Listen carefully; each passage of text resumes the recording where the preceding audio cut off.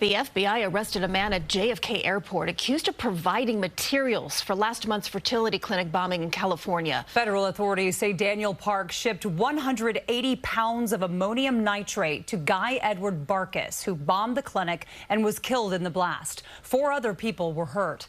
FBI agents arrested Park this morning upon his return from Poland. Doug Williams was in the federal courtroom and has more. The only fatality in last month's bombing outside a fertility clinic in Palm Springs was the bomber himself, 25-year-old Guy Edward Barkis. But we learned Wednesday that federal authorities don't think he acted alone. 32-year-old Daniel Park of Washington State was taken into U.S. custody at JFK Airport overnight. Park allegedly flew to Europe 4 days after the attack and was taken into custody by local authorities in Poland in coordination with the U.S. He's now charged with providing or attempting to provide material support to a terrorist. These 2 subjects weren't really being tracked by any law enforcement agency, and the fact that they could, on their own, put together such a destructive device. According to federal law enforcement, Park was responsible for either the purchase or acquisition of 270 pounds of ammonium nitrate, which Barkis then used to carry out the attack.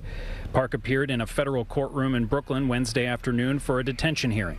He and his attorney waived the rights to further hearings in New York and did not contest that he be removed in custody to California, meaning no bail. Park was in possession of an explosive recipe that was similar to the Oklahoma City bombing. The complaint alleges that Park and Barkis used online forums to connect over a shared ideology that meant the location of their attack was no accident.